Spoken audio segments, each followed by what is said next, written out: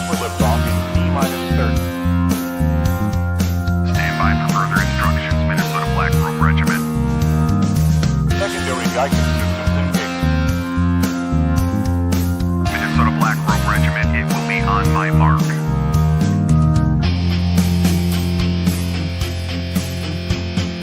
All systems are a go. All systems are a go. Minnesota Black Robe Regiment, you are over the target. You are authorized to fire at will.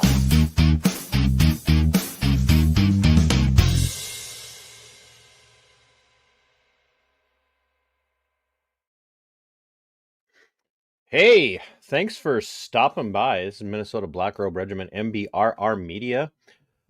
We are working on rebranding because people don't always understand the title of the show. And if you're watching over on Matt's channel, I am currently, I have Matt confined. He is appropriately locked away, if you will. And I think it's fitting, considering, what the topic is tonight and who Matt is and who I am. And if you don't know who I am, that's understandable. If you don't know who Matt is, you might be the problem. So, and I say that if you're watching on my channel and you don't know who Matt is, obviously if you're watching on Matt's channel, you know who Matt is. But I'm TC. I'm the host, founder, and originator of the Minnesota Black Robe Regiment platform, if you will, because I'm out all over the place now. I'm TikTok. I almost 55 years old, and I have a TikTok. I don't even know how to feel about that. I don't know if that's even right or appropriate. But here I am. I have a TikTok. I do not have an Insta, which Matt does have. And I did peruse Matt's Instagram, and it looks mostly like he's clout chasing, and he's got a lot of muscle pictures. It's not appropriate at his age. So, but yeah, that's who I am. I'm TC. This is MBRR Media and Detective Matt Thornton's channel. So I do have to include everybody. So if you're watching from over on Matt's side, I am running the show through my StreamYard, and I am in charge. We have taken control, is what I will say. We have. There's a song somewhere about that. But anyway, thanks for being here tonight. Tonight is going to be a very interesting conversation. It's probably going to go a little longer than some of you are used to, but it's worth being here. It's worth listening, and I would encourage you to, if you haven't subscribed to Matt's channel, please do. If you haven't subscribed to mine and you're watching on Matt's channel, please come over to my channel, subscribe there. I would love that. Big shout out to my show producers, the Angry Vet, for making this possible. He helps keep things going. The Angry Vet is a really great follow, by the way. He is all about police accountability. And we call him the Angry Vet for a reason. I'll leave it there. You will find out when you subscribe to him. Also, a big shout out to IMAV from my Subscribe Star, and to my Anonymous for being able to make this happen. And to all of my channel members and all of my subscribers, which I hope we can get some more tonight. And a big shout out also to all of Matt's channel members for being able to being here and helping Matt. If you have questions as this is going on, we would love for you to give us a super chat, honestly, because I've seen how Matt's chats go. And I have a philosophy on my channel of, if you want your question asked, we are going to try and answer your question. But when the chat starts rolling in, it's very hard to see just a regular chat or a regular question. Super chats, it doesn't have to be $20. We're not asking for that. If you want to give 20 over to me, that's fine. If you want to give, 20 to Matt, actually you should give 20 to me and like 2 to Matt, because Matt's got a bigger channel than me. But if you want to give a super chat for a question, please do that, because it will help. It absolutely does help us see that. And I will highlight it and I will say thank you, because I do appreciate everything that everybody does to help me keep going. And as I was explaining to Matt, and I'll bring him in as we're doing this, I'm guilty of the business fallacy called the sunk cost fallacy. I have invested so much into my channel and I've given up so much that I'm at the point now where I have to decide, do I keep going or do I just like get a second job? And I really want my side hustle to be work and this to be my main hustle, but that's not where we're at right now. So once again, thanks for being here. And without any further ado, we know why everyone is here. We really do. We know why everyone is here. Matt, so much thanks for allowing me to beat you up. I'm trying to figure out how we look better. Do we look better like this? I think like that. That's better. You think we look better like Get this? more oil. Babe, pass the baby oil. I gotta oil these shoulders up for Oh, TC's good Lord, no. pants. You tell that beautiful woman that we are so sorry. We are so sorry. We are so sorry. And guys, if we sound like we're friends, we do chat outside of here. So it's not clout chasing on my part. We actually are friends. We do. No, this is my brother right here. One thing I'm gonna tell you, but it's okay to be on TikTok, TC. It's okay. I'm on there. My friends. To my Roman Catholic friends, I feel like, can you point me to a priest for confession? Because my friends destroy me on it. They call me. They say I'm a 13-year-old prepubescent girl for being on TikTok. I tell them, forget you. Only thing I will never do. I'll tell you this, and I wish people would stop sending me these little challenges that I'm supposed to dance in uniform. That will never happen. Not on my grandmother. No one wants to see you dance to start with. So. Yeah, I can't dance, first of all, and I would never, even if I could. I'm not. That's corny. There's cornball stuff. What's doing that? Which side of you is it that can't dance? Is it because you've got like Irish? I'm Irish and Mexican. So yeah, it's got to be the Irish. Yeah, is it the stiff upper body? That's the back doesn't bend. The back doesn't bend. It's just I'm too low to the ground, and I don't maneuver. My hips don't move, and yeah, it's just I don't even waste my time. My wife's a dancer. Tim says, okay, I was going to post Matt's channel. Absolutely, post Matt's channel. We'd love you to do that. Oh, Timmy's a great dude. And to my channel mods and admins, absolutely post links for your channels, but also for Matt's. And as we bring up playlists tonight, whether it be Matt brings up a playlist, please search out Matt's playlist and search out my playlist as I bring them up. Because we do want people to pay attention. And once again, this is going out on both platforms. And we really do appreciate everybody being here. I appreciate Matt's channel members and subscribers watching and paying attention. And I've told Matt that, we're gonna treat this like a collab, even though you had to watch me hold Matt prisoner at the beginning. I wanted to show Matt what unlawful detention looked like. Yes. So unlawful restraint here in Illinois. Yeah. So that was great, though, bud. Now, the irony is that we're only five hours apart, and I just can't bring myself to go any further east than parts of Wisconsin, because I don't know if I really want to get that close to Illinois. I mean, I don't live in Illinois anymore. I still work there. I don't live there. I moved across the border. Yeah, I heard, and I'm surprised they haven't taken your citizenship away from you. So, well, I got shunned by most of my family. My family's the Chicago family. They don't like cheeseheads in the family. So, but I had no choice. My wife's too much of a bully. What do they want? They want a bratwurst guy? Is that what it is? Is that? I guess. But that's bratwurst. That's still Wisconsin. So I mean, what do we do? What is Chicago like? Chicago deep dish? Is that deep dish? That's all you got that's all you bring to the channel. Yeah, Chicago style hot dogs. I don't even eat hot dogs. For me, it's just mustard only. So. Oh well, once again, thanks to all of Matt's people. Matt, we've been. Oh gosh, it's been almost 2 years since I had you on the first time, but we've been in constant communication, off and on with some gaps, just because your life is busy and my life is a hodgepodge of busyness of different types.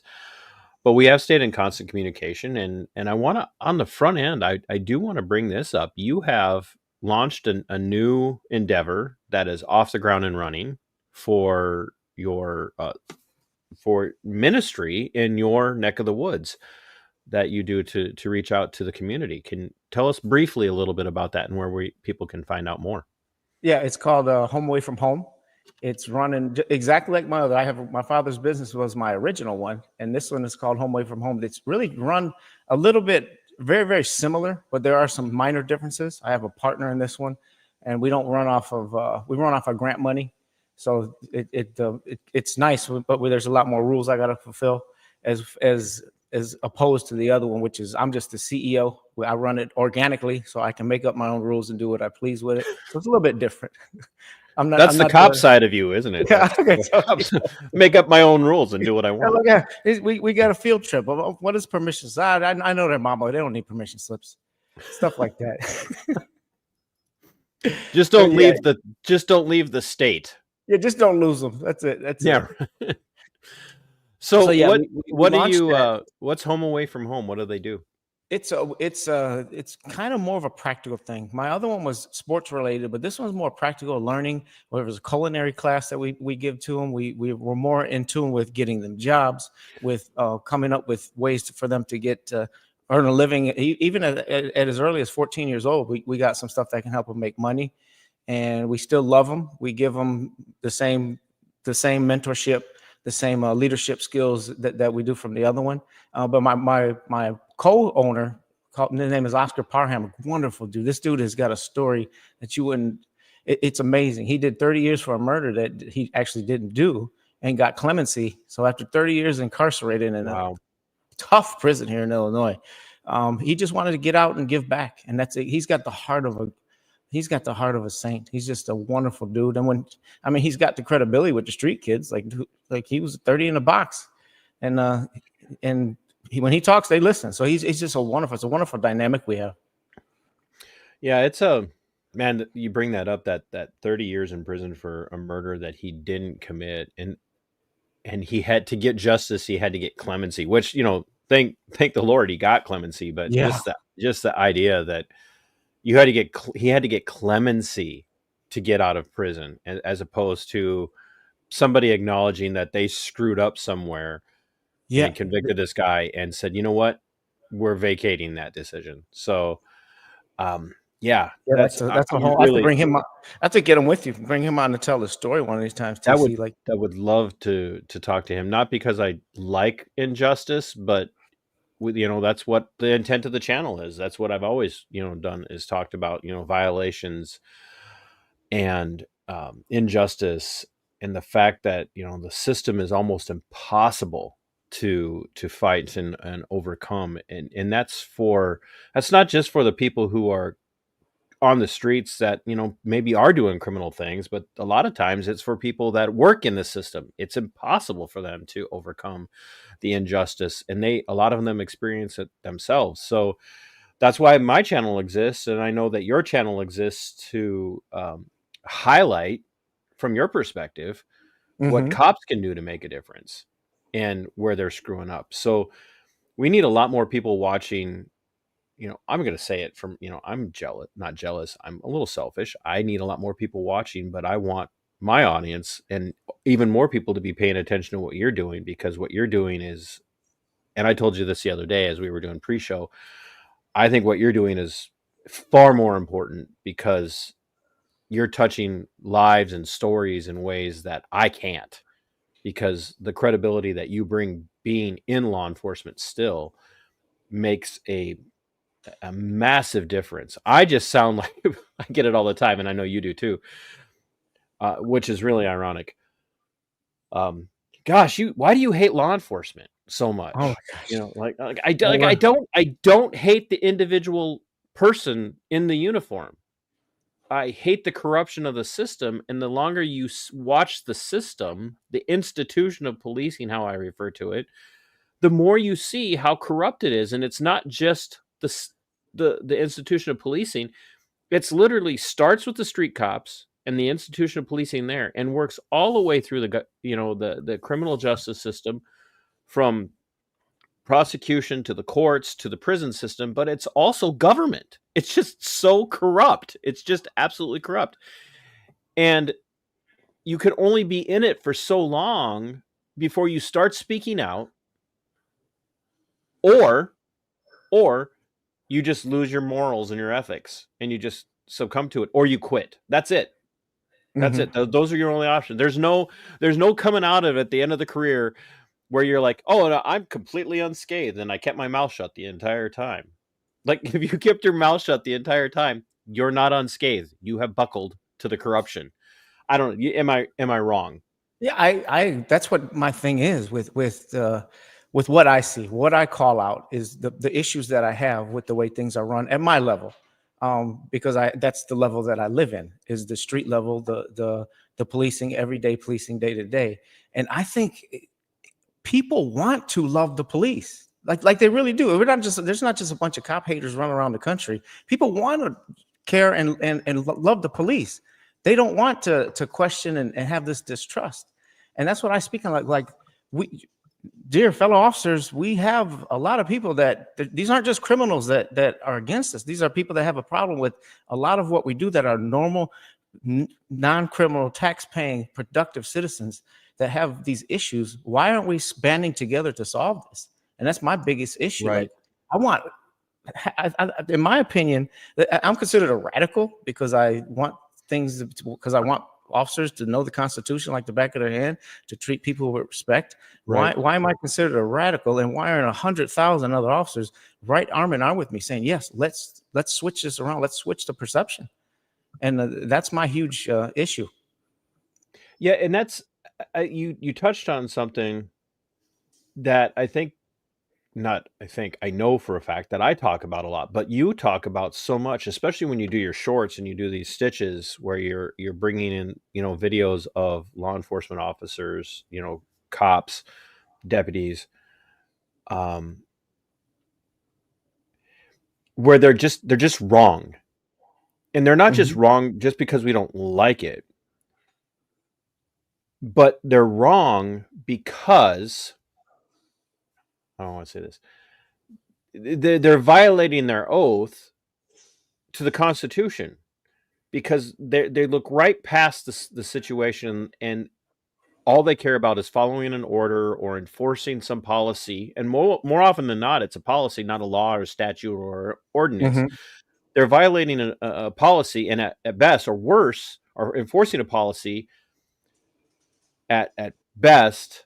At worst, they're enforcing somebody's feelings about a situation. And so they excuse the terminology, they shred up and piss on the Constitution because they don't want the discomfort of looking at the boss or looking at this other person in public and saying, I'm not going to do that because it's wrong. And I have an oath that I have swore to the Constitution of the United States. And what you're asking me to do would force me to violate that oath. And I'm not going to do it. And it's very hard, very, very hard for people to understand this. And you and I talked about this when you were on the first time. If very few people that you can point to that are in law enforcement that at some way, shape, or form have not violated their oath to the Constitution, either by remaining silent when they see an abuse or going along with the abuse just because they want to keep their job. It's it's a tiny percentage. It's like a monkey see, monkey do business. And that's why I hold the leadership so accountable for the way that they allow things to happen. Like, of a solid leader, a lot of the violations we're talking about, let's just be very frank, is I'm gonna stop you and ID you because I can. Right. A lot of those are the mandated by you. You can talk to officers, their boss makes them they're expected to get the names of anyone they come across. So they look for ways to circumvent the Constitution. I mean, that is so backwards, and I've never understood for the life of me how is that effective? I mean, you get a warrant, a guy with a warrant every 50 times you do it. Like, you're willing to violate what you swore to uphold for what? I don't get it. Mr.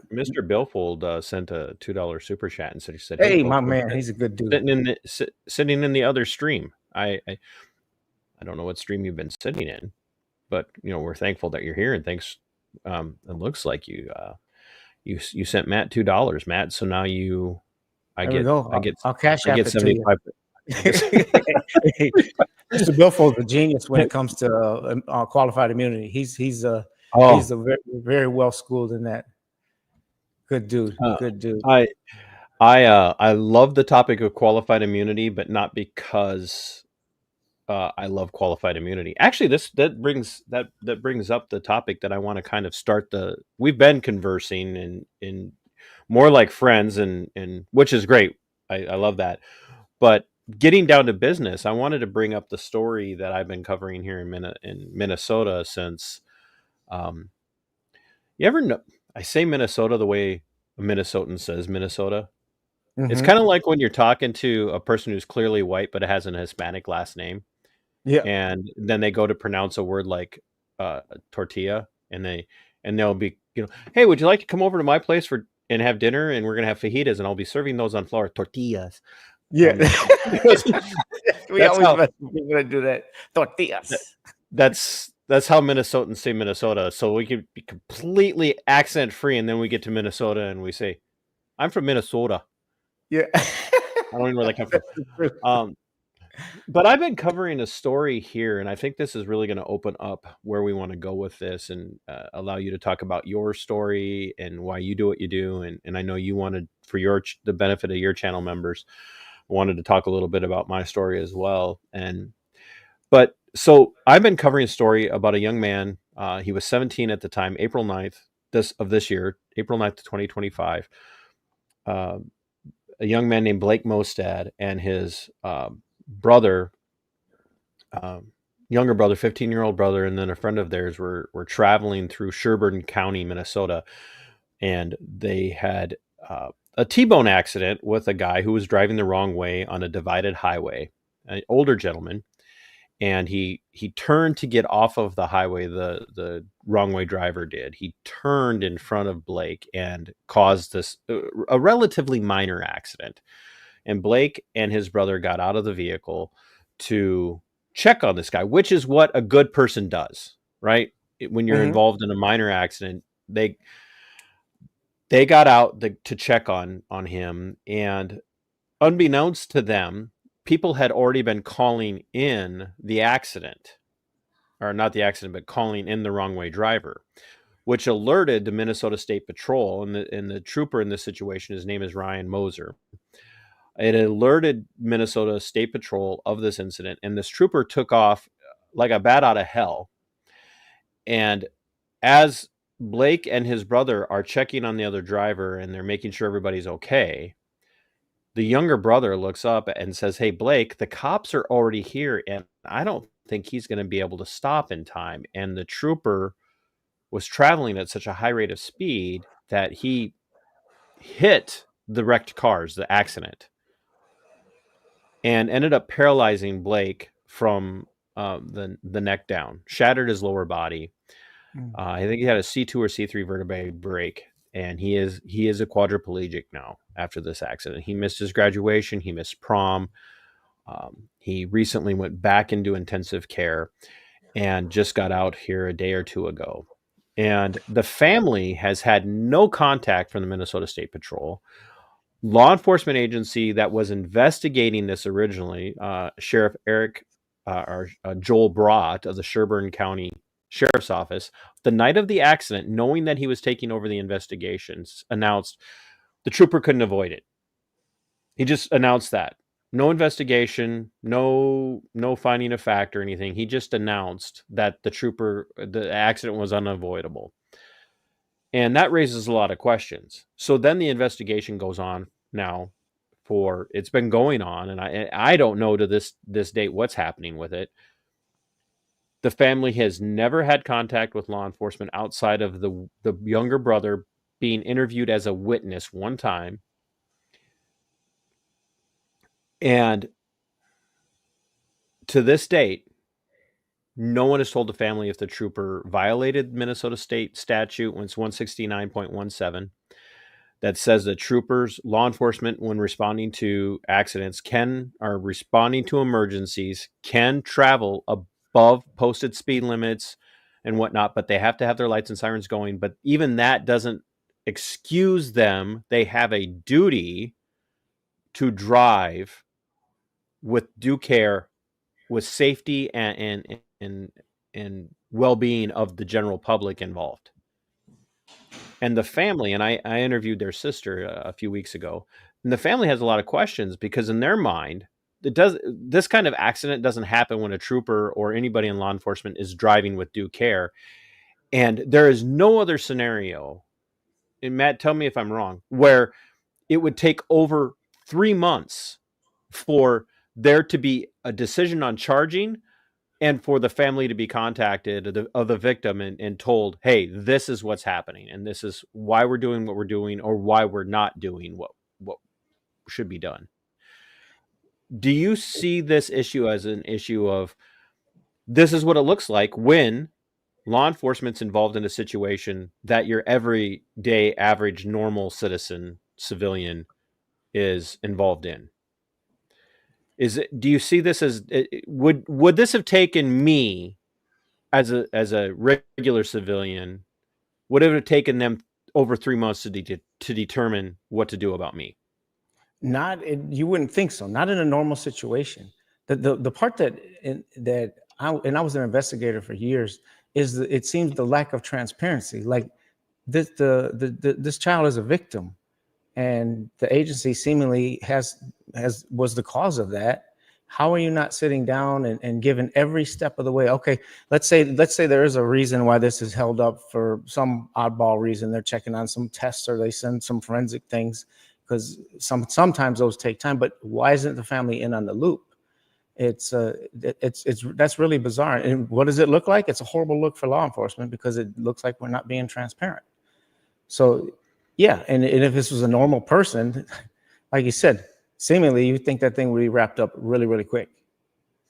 What would so let's say let's look at two ways this scenario ends. First one, they charge a trooper because he violated Minnesota state statute. Let's say Minnesota state statute 169.17 is violated. The trooper did not drive with due care, and therefore we are going to charge him. Does that make him a horrible person, or does that just mean he made a mistake? Made a mistake. So, and go ahead. I was going to say, so why is this plate so close to the vest? You see this a lot, and I never understood it. I would reach out to families constantly. Like once I had a list, once a week, I'm reaching out to a mom whose son was injured or lost, and you just have to show humanity. And then let's say that the charging authority, in this case, I think it's Dakota County, they ended up handing it off. So the original county said, we can't make any decision. After investigating it for over 2 months, they handed it off to their county attorney, the Sherburne County attorney. And then the Sherburne County attorney sat on it for a couple of weeks and said, oh, wait, we have a conflict of interest. And then kicked the can down the road to another county who has now had it for over a month.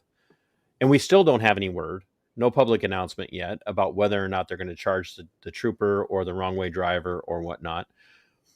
But let's say they end up saying, hey, you know what? We're not charging. After this long, after 3.5 months, basically, does a no charge decision after 3.5 months make you go, what the heck is going on here? Yeah. Especially with no communication. It makes it look like, okay, this one was in the bag from the get-go. And there's something that doesn't smell right. And that's why, regardless, that's why I'm so huge on transparency. You have to be.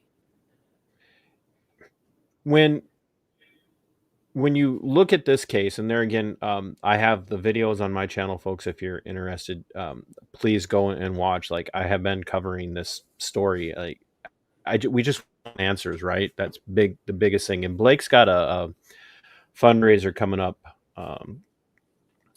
in October, and when I can get a link to that, I will have it in the description of this video, and I might shout it out to Matt so he can share it as well. Mm-hmm. But when you look at the situation with Blake and what's going on, and there again, here we are as the public, the people that fund law enforcement, we have no answers. Do you think that this opens us up for a conversation to be had about law enforcement as an institution across the United States as a whole? Is there, how do we address this? How do we talk about it? Because, you and I just talked about the other day, once again, for part of prep for the show, we talked about what happened with Sean Paul Reyes out in Connecticut, as Sean likes to refer to it as Corrupticate. Mm-hmm. And, the Sergeant Fahey of the Connecticut State Police and how he was treated. And yet Sean walks away with felony level charges, and so did his cameraman. Felony level charges. And as far as we know, Trooper Fahey, Sergeant Fahey, got nothing out of the deal. Now, Sean put a video out yesterday explaining where he was wrong in his initial assessment, which if you guys haven't seen it I yet, saw it's that. phenomenal. It's brilliant. phenomenal freaking video. Brilliant. And that was, he was really just responding to Southern Drawl line, which was, Southern Drawl did a great job breaking down the entire thing.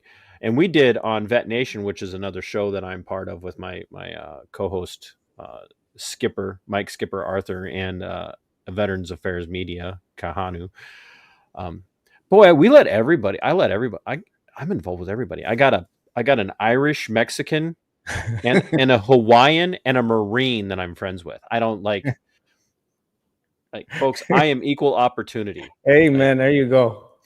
But we talked about on Sunday of last week. We talked about Long Island audit. We talked about that scenario, and a lot of what I said, Southern Drawl backed up. But when you look at the situation with Blake, and you look at the situation with Sean Paul and Sergeant Fahey, is there a sickness or an illness in the institution of policing, in your perspective, that has only been highlighted in, probably even with everybody having body cameras and everybody having cell phone cameras now, it doesn't seem to be getting better, does it? That was about as blatant as something I've seen, and it even shocked me when I thought, okay, he went there, he didn't break any laws at all. He went up there. Anyone can go up and knock on a door. He didn't trespass. He knocked on the door. He was told to leave. He left. So I'm thinking, okay, this guy is going to come out, and he made that big old scene, and they'll probably have Sean leave and review it. They better review it for charges against Fahey. And then to see Sean get cuffed, how can we say that it's gotten better?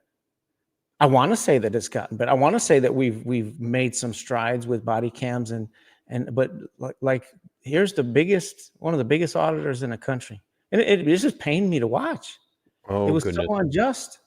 It was, and I'm a huge follower of our Lord, and I feel justice. It's just in me. Justice is what He loves. Truth and justice is what He's given me to love, and it's just so painful to watch. I am trying to watch the chat, folks. This is why I said if you have a question or a comment that you want to be seen, you got to do a super chat. And I just happened to catch this, folks. 2 cops, 1 donut are here. Eric's in the house. Do not hold that against me. It's I invited them in a way by tagging them earlier, but I am not responsible for the chaos that will now ensue. So yeah, Eric, behave. He's worse than you, TC. He's a bully.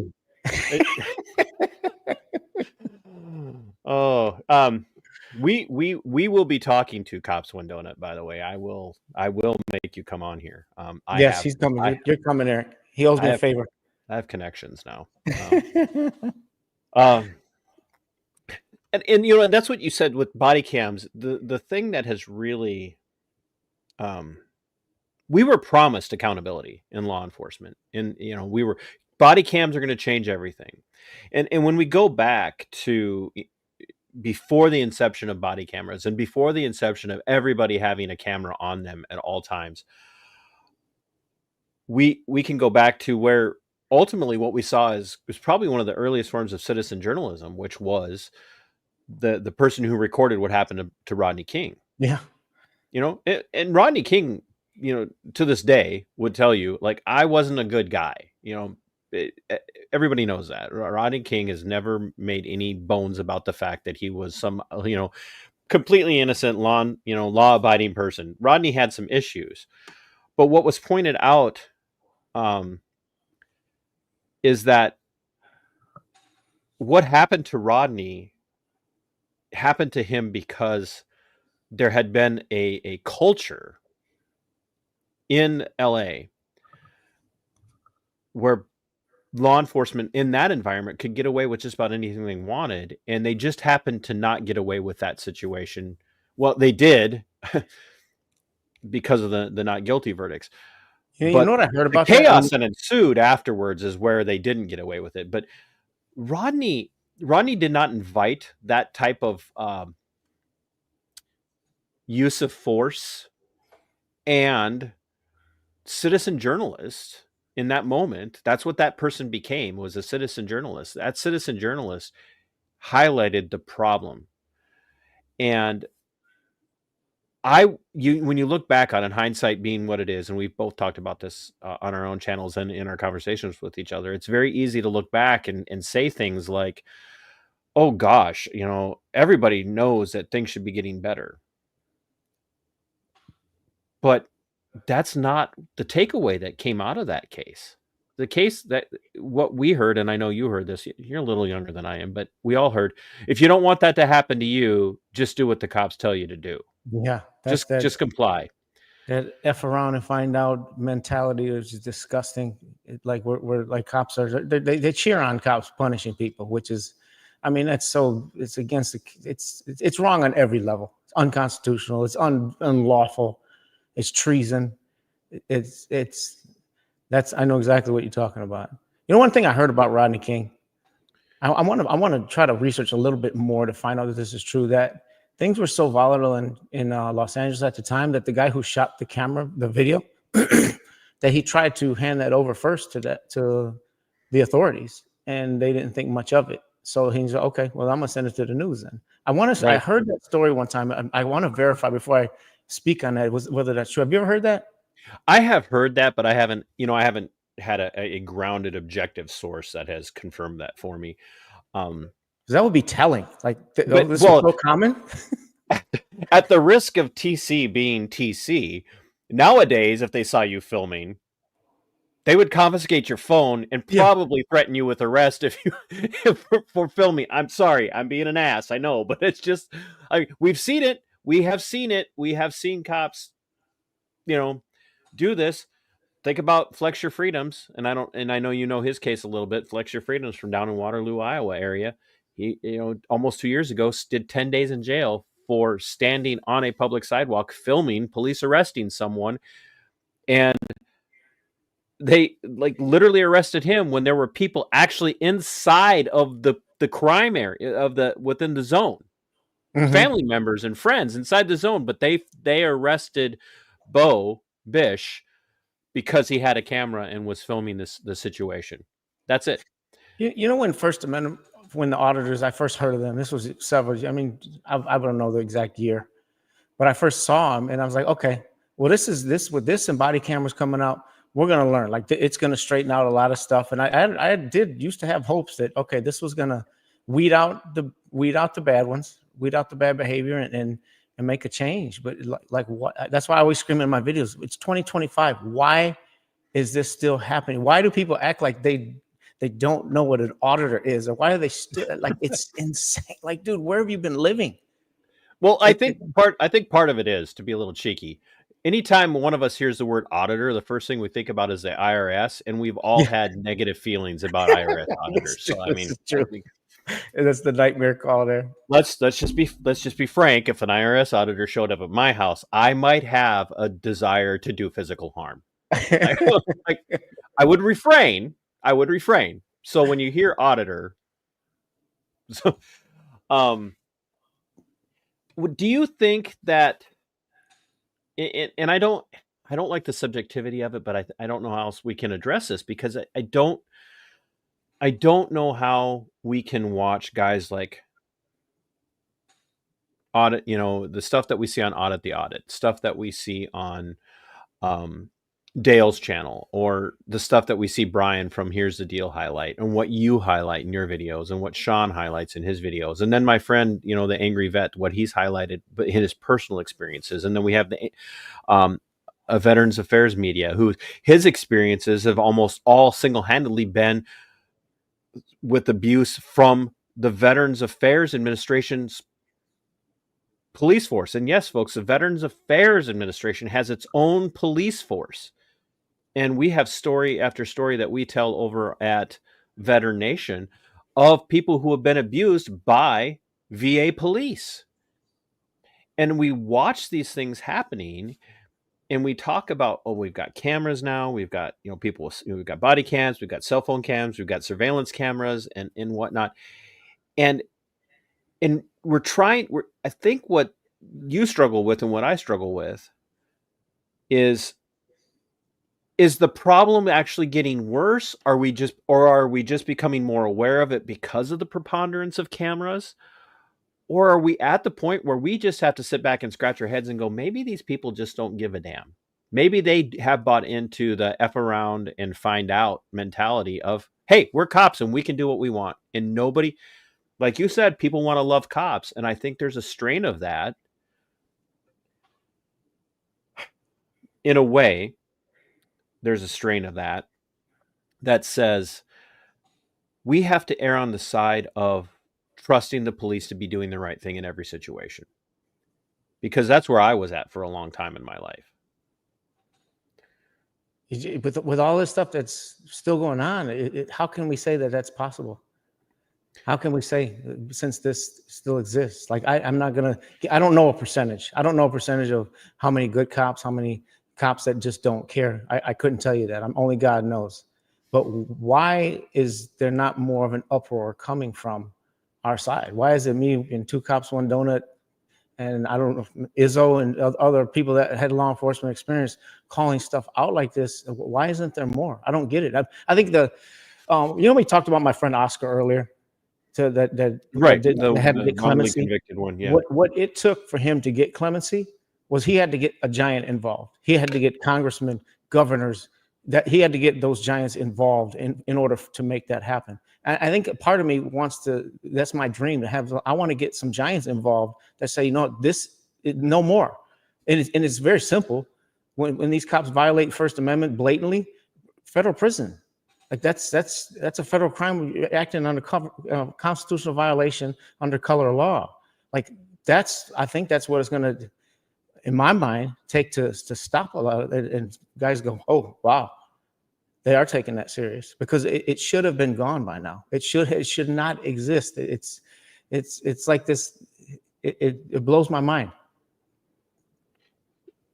You and I, the first time that you were on, and then in our subsequent conversations, we've talked an awful lot about reform, police reform, law enforcement reform, and what that looks like. And I proposed to you the idea, and I'm still working on it. People, reform is one. It's not a bad word, but it's also not an easy thing to approach.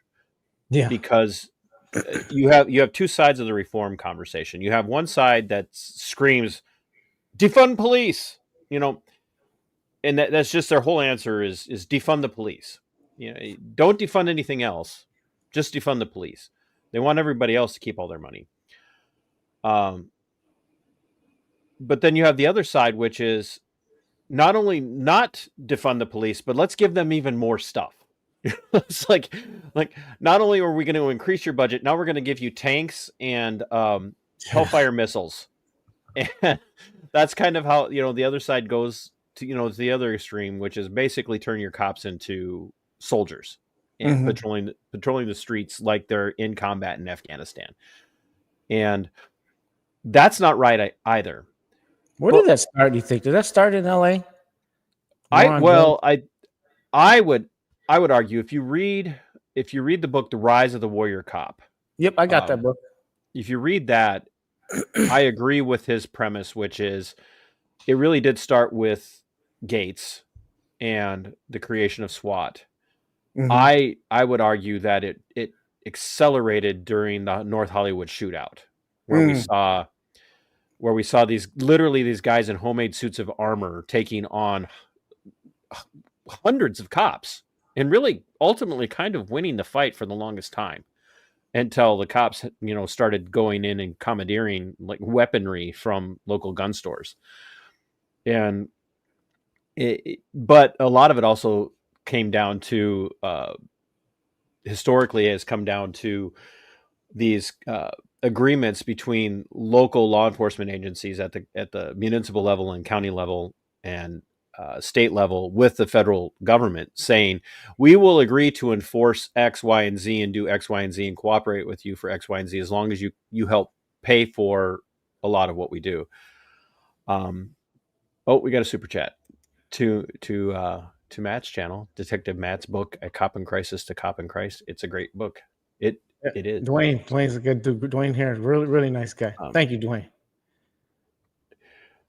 And so historically, what ended up happening is this law enforcement, and people don't know this, every single law enforcement agency in the United States gets federal money. And folks, by the way, there is no such thing as federal money. That's your tax dollars. Mm-hmm. But we call it federal money. The federal government gives money to these agencies, and a lot of times it gives money to these agencies via programs like, here, you can have this surplus military equipment like, Bearcats or MRAPs or whatever the case might be. And that has led through the years to more and more of a mindset of, oh, hey, we're warriors. We're warriors. We're meant to be out there, patrolling the streets, fighting, these battles. And I think that has done the most harm. And I do think it has changed, because what you do is far different. And where you interact, especially I know you're an SRO now. But when you see, and I sent you a video of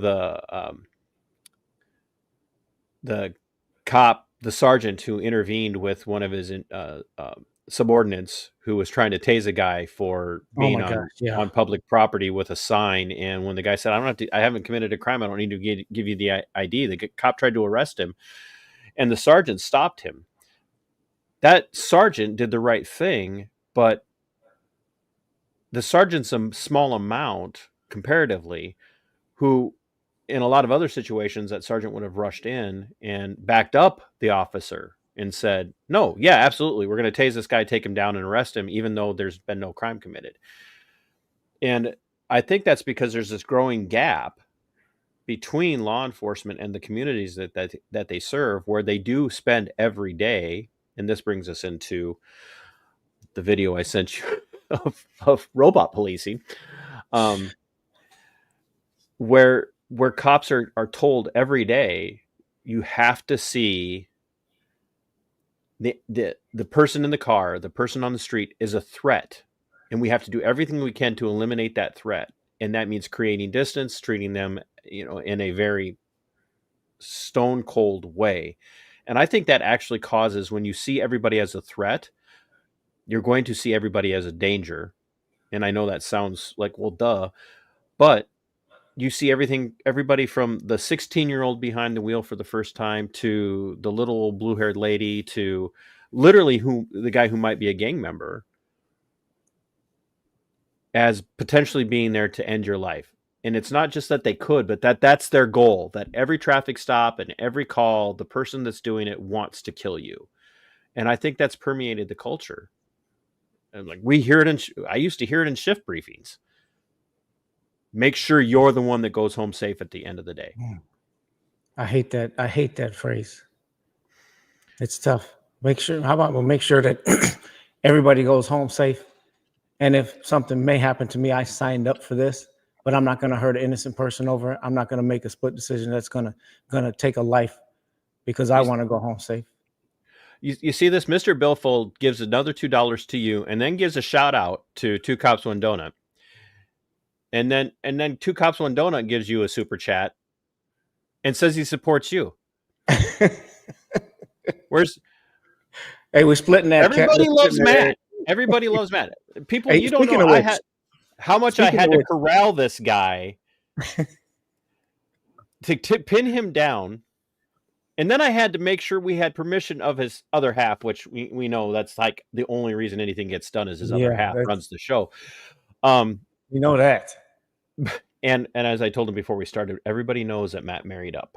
Like, yeah, Matt is proof that Matt's proof that you can punch above your weight class and score a victory. Oh yeah. Speaking of which, my followers on here, if you're on here for me, you better right now first like this and then subscribe. Subscribe to TC's channel. We got to get his numbers up. Is a dear friend. He's a good man. Oh, I you. love these talks that we have. Whether we agree, disagree, it doesn't matter. We sit down and we agree on a lot of stuff though. But just make sure you take care. That's good. We got to get you up. I shamed Eric.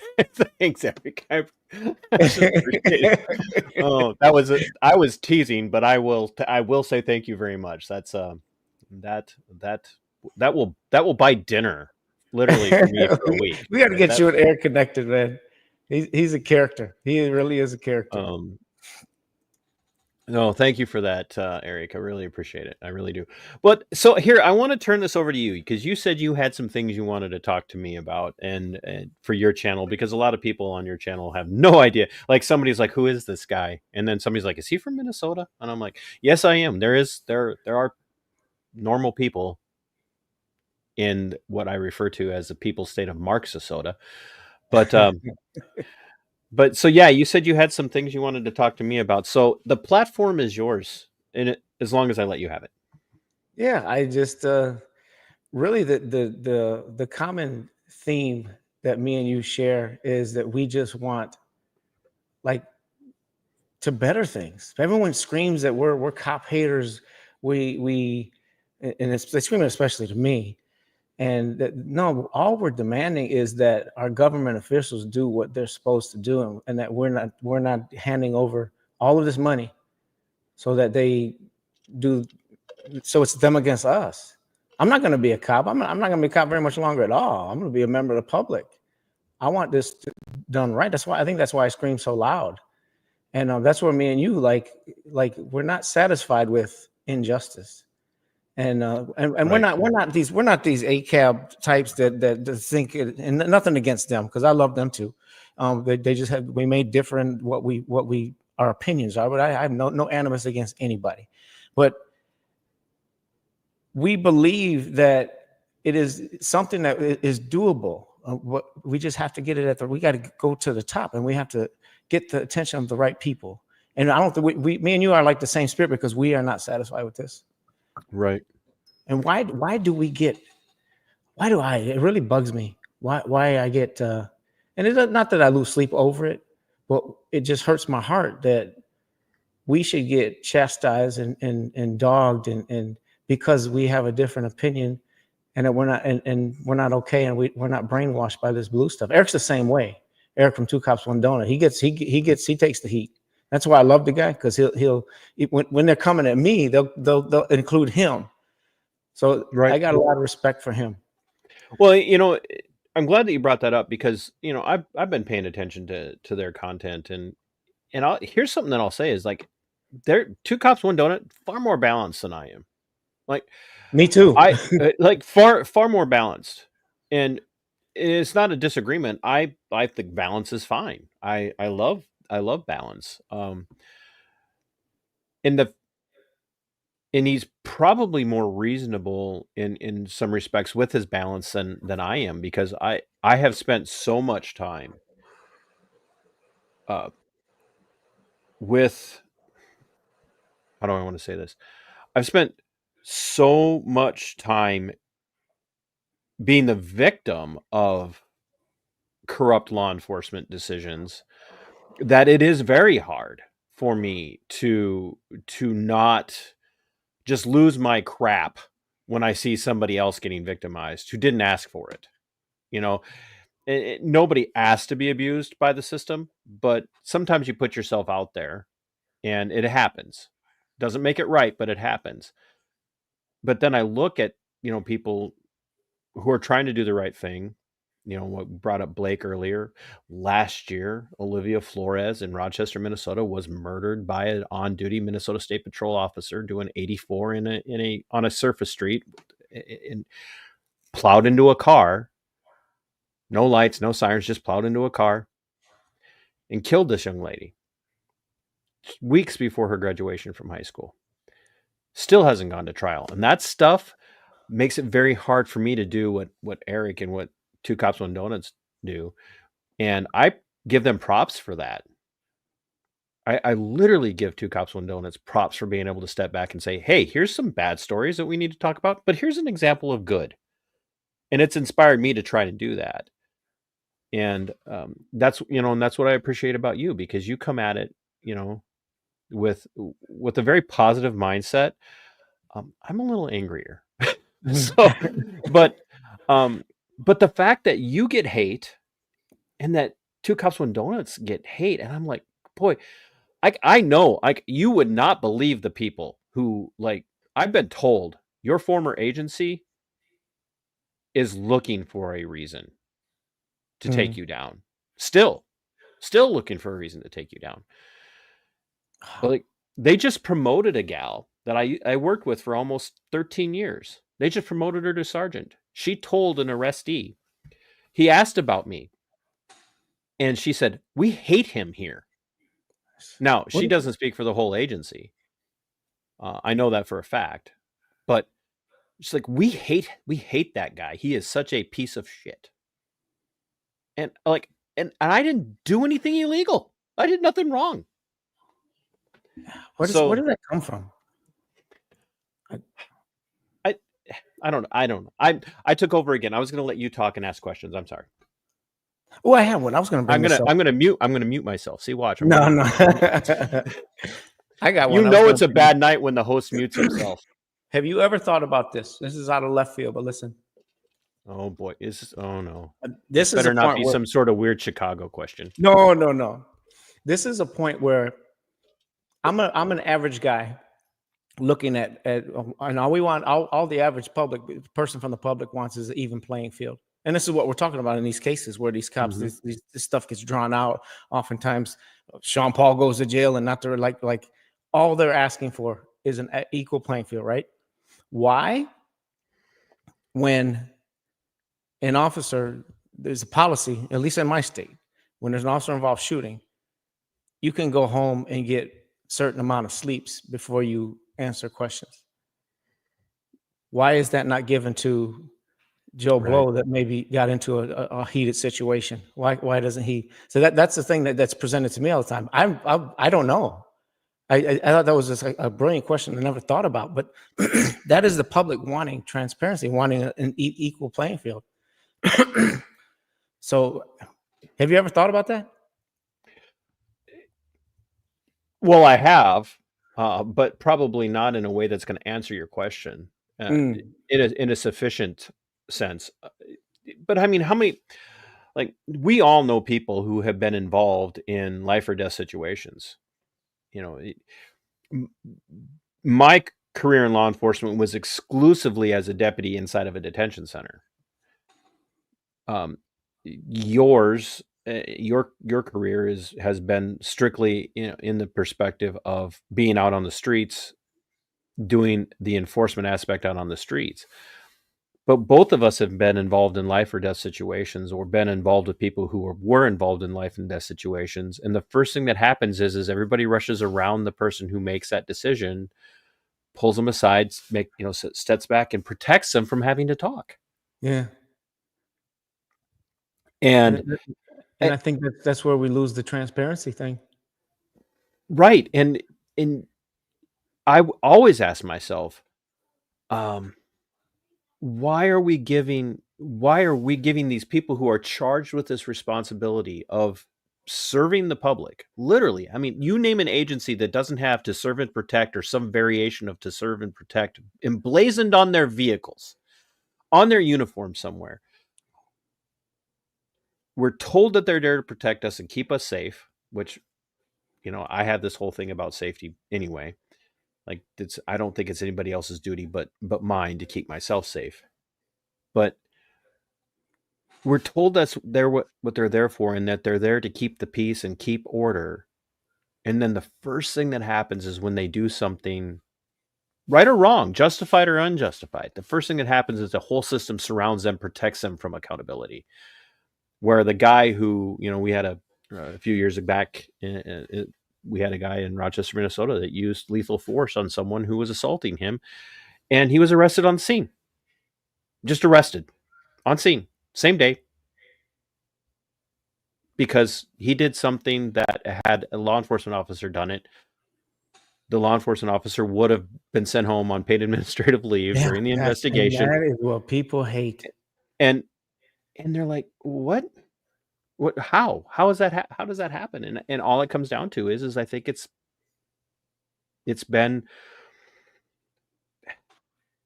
a seed of corruption that it's been around for so long, and it grows like moss then on a tree, that it just becomes, oh, the moss is part of the tree, so it must be normal, it must be right, and therefore we just accept it Yeah, it's how we've instead of always done sitting it. back. Yeah, and it's the same thing with qualified immunity. You mentioned qualified immunity earlier. It's there's no codification, there's no law that created, qualified immunity. There's nothing in the natural rights, there's nothing in the Constitution that created qualified immunity. It was just a court decision relatively recently, really in Mhm. the history of the United States, that just said, "Oh, well, you shouldn't have to face any civil litigation in this situation." And now it's just assumed. It's just expected. And when you mention changing it, when you mention reform, when you talk about maybe we need to come up with some codes or statutes that change the way qualified immunity is handled, you get Mhm. attacked. You hate cops. You want Oh my cops to gosh. stay. Oh my gosh, I got so much backlash when I said that. I got I, backlash for a lot of stuff I said, I can't and imagine. I have nothing but a pure heart. I just want to see it done better and be held accountable. The same standard, like, let's say, for instance, the whole camera situation. Birdie Law sent you $5 and said thank you for your commitment to upholding the law. I just Thank wanted you, to highlight Burr. Appreciate that. I got it. Transparency. What it looks like is very simple. It's it's not a complicated puzzle. It's no different than my wife having my phone code or not allowed to see my phone. Okay, so obviously I'm not being transparent because I have something to hide. So if the public sees that they're not giving me information, they're getting mad because we're recording. They're trying to push us away from what we're legally First Amendment able to do. Then it's obvious. Like this is not justice. This is not transparency. And I for the life of me, I beat myself up. Like, why can we not understand this? I know I get emails from a lot of chiefs, and I'm not going to sit here and just always say that it's me against the world. I do get a lot of support. I would say I get half support from the blue and half hate, but the hate that does come is very ugly. It's horrible. Oh. Um, Yeah, oh, I don't know if Eric's experienced this, but I back you up. Like it, I have I have had people tell me, you better hope I never run into you. yeah, me too. Me too.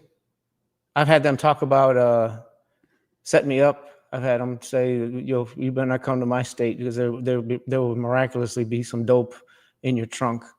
I've had my Well, Eric would say the dope thing would never fly, but they might believe steroids. yeah, the juice. He Never, made never. I know he made a joke about the juice earlier, and Yeah, it went by bum. so fast that I didn't. He's always getting to me about that. But yeah, I mean the ugliness. I can go on and on. Talk about my deceased boy. Talk about roast my kids, and it's so ugly. I don't understand why. Well, I've never personally what I don't do because I'm a follower of Christ. I don't want revenge per se on human. Like you said earlier, I want things to be changed. I'm not out for revenge. God is going to avenge those who he needs to, but I want to see a system change. I want to see something end and put the brakes on what's going on that we see every day. And I'm tired of that the whole notion of the bad apple or the isolated incident nonsense. Like, stop saying that ever. That should never come out of anyone's mouth in regards to violations by the police. isn't that like tantamount to or the same as people are, oh, it's just a few bad apples, right? Yeah, Like, how many times do we hear that? Oh, it's just a few bad apples. And the problem is we keep talking about, well, we just need the good apples to do what the good apples do. And if yeah. the good apples will do what the good apples do, the bad apples will get better. And I'm like, that's like literally your mom and dad, when they sent you out to play with your friends, never said, hey, just go be a good apple amongst bad apples and things will get better. They always said, finish it with me, folks, one bad apple spoils the whole bunch.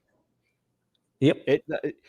And Was that our yet president that said that? I don't know who said. I don't know where it came from. It's just a thing that we say, and I don't think we think about what it even means. But when we throw it out there in relation to the law enforcement career field, that it's only one bad apple. Well, wait a minute. That one bad apple does not exist in a vacuum. I covered a story that just took place last year of a deputy who, well, he hadn't actually been a deputy for that long. His name is it was Ojai County Sheriff's Office here in Minnesota. He had been a cop in Wilmer, Minnesota for 16 years. He and a violent crimes task force got together and they beat the brakes off of a black guy in Little Wilmer, Minnesota. They just beat this poor Derek Gilbert half to death and then arrested him, even though they knew they had the wrong guy. They knew that he was not who they were looking for. They jumped out, beat him up, arrested him, put him in a position where he had to fight these charges that eventually got dropped for 6 months. Lost his job, lost all sorts of stuff, lost income. ACLU, and everybody can say what they want about the ACLU, but the ACLU picks up his case. And it becomes very clear that the Wilmer PD and the Wilmer City is going to get their butts handed to them in the civil court. This officer, Christopher Flatten, leaves the Wilmer PD and gets hired in the same county by the county sheriff, Eric Tollison, to go work for the Ojai County Sheriff's Office. Almost 2 years after this case broke up, right before the announcement of the civil litigation was made. He goes to work for this Ojai County Sheriff's Office with everyone knowing what he did. They knew what he did. And in fact, deputies from that agency were part of the violent crimes task force that took part in this beating. They hire him, and in July of last year, he gets involved in an accident in his squad car while he's on duty. Single car accident. People had called in that this trooper or this deputy was driving down the road at an incredibly high rate of speed and was weaving all over. And I started covering the story the night that it happened. And it turns out he was drunk on duty. Wow. Inebriated on duty. And I put out audio of a fellow deputy who admitted that she smelled alcohol on him earlier in the day when they got together for platoon pictures. And she said nothing. Nothing. And everybody's like, oh, I feel so bad for her. What a terrible situation to be. No, that's not. Don't feel bad for her. You don't feel bad for these people. She didn't say anything. And people go, well, yeah, but like this is why bad cops exist, is because they're the bad apples, and all the what you call the good apples don't say anything. That's not a good apple. You know, you highlighted a video that I did almost 2 years ago now, where I said we define good cop an entirely wrong way. It's with the whole bad apple thing. When I come at people or when I talk about this stuff, I am referring to that's who we need to stop this. It's really not the up. I would be great if somebody up on Capitol Hill would stop this, but it's up to us to stop this. It's up to you, whatever call you go to, whoever you're with, to hold everybody accountable that's by you. Like that would never happen at my PD. Not if I'm there. And if you did something like that, or you did anything that was disrespectful, I'm gonna go right up to the chief in front of you and point right up to your face and say, Chief, why is he here? I mean, that's I don't know why people are so afraid to do that. You know, and I think it you know, maybe this might lead into my story a little bit, but I think part of the reason why people struggle with this so much is that I know you've received complaints. I know you have. Because you get complaints sent to you constantly via messages that, you had the threats, but it takes a certain level of self-awareness to be willing to speak out come hell or high water. knowing that it's going to be a risk to your career. Mm-hmm. And there just aren't a lot of people out there in the world that are equipped with that level of intestinal fortitude. They just don't have that kind of spine. And as much as I hate to say it, you cannot exist in the law enforcement world and be a good cop and be afraid to call out bad cops. If you Mm-hmm. cannot call out bad cops, you are not a good cop. You just are not Amen. a good cop if you cannot call them out. I don't care if you've never abused anybody. I don't care if you've never personally beat somebody up. I don't care if you've never wrongly arrested someone. I don't care if you've ever given, the city council member a pass because they're a city council member. You've never done that. If you watch a fellow officer, a fellow deputy, a fellow agent, whatever, do something that's wrong and you don't call it out, if you don't speak out against injustice, you are a bad cop. Period. You're a disgrace. A disgrace. And Not that that doesn't hard. mean you got to run around arresting fellow cops all the time. Like you should, if Mhm. they do something that's arrestable, yes, you should step in and arrest them. Paulina just sent you $10 just to Oh, send I $10. love And I Paulina. think Paulina's that's one of Paulina, my that's favorite people in the very world. kind. Well, I would say that too if she just sent me $10. I will. You can buy my love, Paulina. I am for sale today. No. And the fact,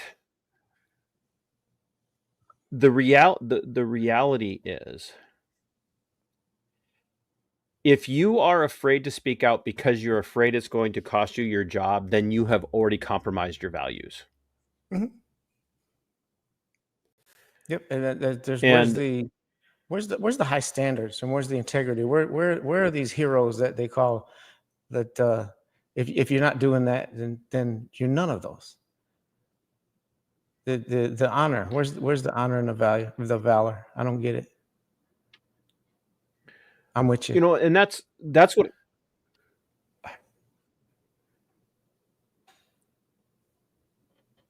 the reality that I ran into is, and Matt, some of my story, Mhm. most 98% of it. The reality is that I started my show during the pandemic. And ultimately, I started out not to talk about law enforcement as a whole, to talk about government overreach, what I saw as unconstitutional decisions in my state and across the United States during the pandemic. Mhm. And it led to talking about politicians and other public servants appointed and elected who were making decisions that I knew were violations of people's constitutionally enshrined natural rights, the freedom to assemble, go to church, to go for a walk, on a beach. And what quickly dawned on me in those moments was all of those decisions made by every corrupt, politician, and I'm not naming political parties here. I don't care, Republican or Democrat, doesn't matter to me. I don't care what wing of the bird you support. I'm calling it all out. What made all of these violations of people being told they couldn't go to work because their jobs weren't essential, that they couldn't go to family functions, funerals, couldn't have people over for dinner, couldn't have their businesses open, whatever the case might be. All of those things were made possible because the law enforcement career field, the institution of policing, was by and large filled with people who were willing to follow any order, even if it meant treading on the natural rights of people to live their life the way they see fit. And we saw that play out with cops showing up at churches. And if you don't think this happened in the United States, folks, I don't know where you were in 2020 and 2021.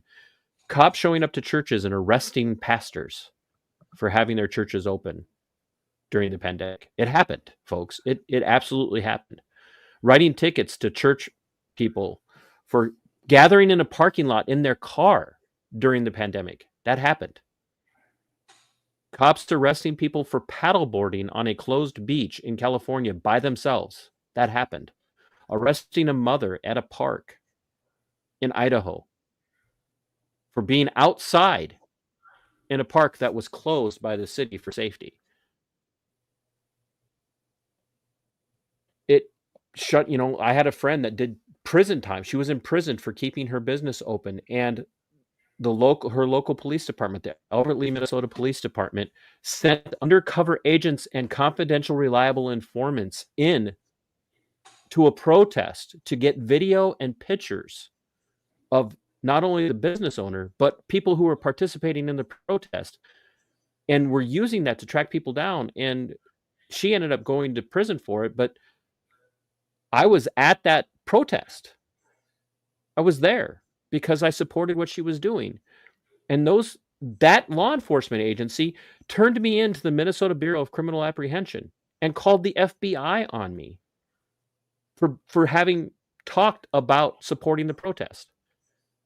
And that's what my agency used to come after me, to attack me, because they said it was not in keeping with the ethics of the agency that I would speak out against the governor's orders.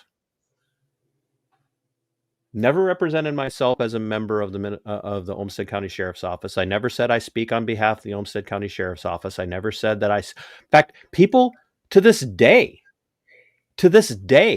still go, "You worked for who for almost 13 years? Then no idea. No idea." That's how guarded I was to not talk about the work that I did or who I worked for. I mean, Nobody knew. I think the part where you say Hey. you're not speaking of representing. Thank you, Natalie, by the way. Really appreciate that. That was very kind of you for sending that to Oh, there you go, TC. She sent it to me, not to you. I got one again, Matt. Yeah. But anyway. Put it in a tip jar. Yeah. Now I got to Cash App that to you. I think we should just Cash App it all to Eric so he can get a better graphic for his show. TC, where, if you don't mind me asking, anyway. where did that case come to a halt? Was it they realized that you weren't representing the department when you spoke, and that's freedom of speech? Well, no. So the first, and you and I talked about this, show prep a little bit, but the very first conversation they ever had with me was right after George Floyd died. Yeah. And I actually was defending law enforcement in that situation when I called out the sitting mayor of Rochester, Minnesota, because she stood on the steps of the law enforcement center of Rochester, Minnesota, which hadn't had a law enforcement related use of force death in like 8 years or something like that. It was just a terribly long time. And she had made this just terribly poor decision to say it's time that all minorities in Rochester feel safe in the hands of law enforcement again. And I did a video the next day, hands-free, driving home, talking to my camera, saying, Madam Mayor, you need to choose your words carefully. What you did could have caused violence. It could have encouraged people, because that's what they started throwing fireworks at the law enforcement center right after she got done speaking. And I got called, the chief deputy, Brian Howard, approached me that night where I was working the master control post, because my sergeant put me up there because he knew I was going to be able to remain calm and collected. And he wanted me in a place where I could watch the facility and would know how to respond. And the chief deputy came up and started making small talk with me. And I knew the minute this guy started making small talk with me, something was up, because we aren't small talk kind of people. He and I were not on that level. And I finally said, "What's going on?" He says, "Well, I got to talk to you about your video from this morning. We got a complaint about it." And I went through and I'm like, "Okay, chief, did I violate policy? Did I talk about what I do for work? Did I do anything wrong?" And the only thing he could point to was, "Well, you used your phone while you were driving." I said it was hands-free. He goes, "Well, technically it's still kind of illegal." And I'm like, "Oh man, so you know what, chief?" Yep, that's where it was. And I said, "You know what, chief? As long as I work here, I won't do that again." And I said, "But did I do anything else wrong?" And so I sent an email about 7 days later asking for clarification, and I never got it. What I had done wrong, what I should, what I was doing wrong. And this was after I already started my channel. And it ended up going almost another year. So in February of 2021, I got called out of the unit that I was working. My sergeant escorted me out into the conference room, and the chief was sitting there. And if folks are interested, the unredacted video is up because the sergeant walks me out, and I knew something was going on because the sergeant doesn't send somebody down to relieve you and to go out and talk to the chief deputy unless there's a problem. And I walked in and he said, well, Deputy Pearson, you want to have a seat? And I said, what's going on? And he said, well, we've got a formal disciplinary step notice for you about your YouTube content. And I said, that's not going to work for me, Chief. I'm going to need to go get a camera. So I went to my locker, retrieved. I had 2 cell phones at the time. And I had just the one, excuse me. And I said, I'm going to need to go get my camera. And I got my phone and I started recording. And I have 99.9% of the conversation on video. It's on my channel. Where at the beginning I asked him, you remember that very first time we talked and you told me that I had done something wrong, and then you told me I hadn't done anything wrong other than driving hands-free? And I said, and then I asked for clarification and you never gave it. And his response to me was, oh, I didn't feel like I needed to give you any clarification because policy is very clear. And then we went through the entire thing where I told him everything you're doing here is wrong. And I said at the end, now, can we get some clarification on what I'm allowed to do and what I'm not allowed to do? And his response was, and Matt, I remember how you responded to this the other day. His response to me was, well, I'm going to have to get back to you on that because policy can be debated. So in the span of 10 minutes from the beginning of the conversation where policy is clear, he had vacillated and gone to policy can be debated. And a week later, after announcing that I was receiving this disciplinary step notice and told that if there were any further infractions, I could be terminated, and that I was being ordered to take down videos off my YouTube channel. I was being ordered to take down videos that they didn't like, in particular, the stuff highlighting what was going on in Albert Lea, Minnesota with my friend Lisa Hansen, where they were persecuting her.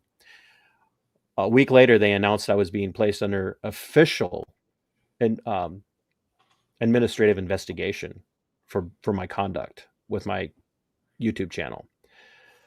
And they put me under over free speech. Yeah, they put me under investigation. They hired an outside attorney.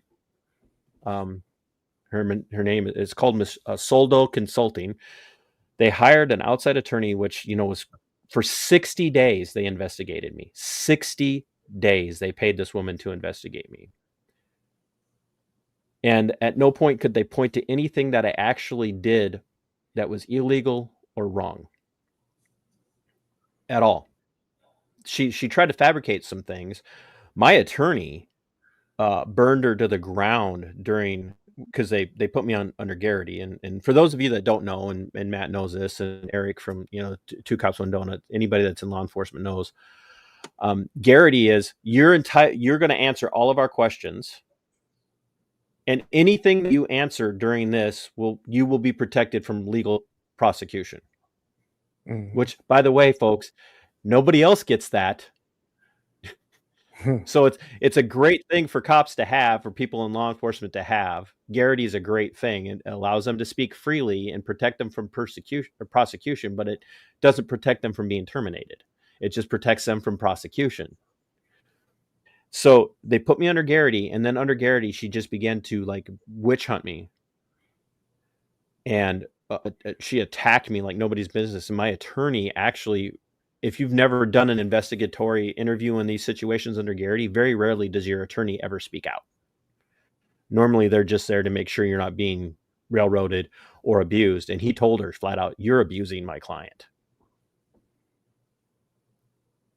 And that was towards the end of the investigation. And so about a week or two later, I showed up to work for my night shift, and a little bit before 6, as I went to go punch in, my sergeant grabbed me and said, hey, the chief needs to see you. And they put me out on paid administrative leave after 60 days of attacking me and keeping me on the job, working under that stress level. They put me on paid administrative leave, and it was terrible. Every day was terrible. And I spent the entire late spring, summer, and into the fall of 2021 on paid administrative leave over the First Amendment. The problem for them is, and this is going to sound really arrogant, and I don't mean it to, for those of you that are watching on Matt's channel, We like arrogance. they picked the wrong guy. Yeah. They picked the wrong person. I started delving into First Amendment cases as it relates to public servants and law enforcement. And Curry Master says, you are single-handedly keeping police accountable. Love your channel. Love it. Your channel. I'm doing my best, Curry. We appreciate you. Love you. And this is where Matt and I really want to encourage other people in law enforcement. And I'm half tempted to tell Eric to get in here and join us for the chat. So I can't speak for two cops, but I'll be shocked if they don't agree with me on this one. And I know Matt will. If you're in law enforcement and you're tired of the abuses that are happening, you're tired of seeing things going the way they're going, and you want to speak out about something, you are protected. Mm. Don't let them scare you.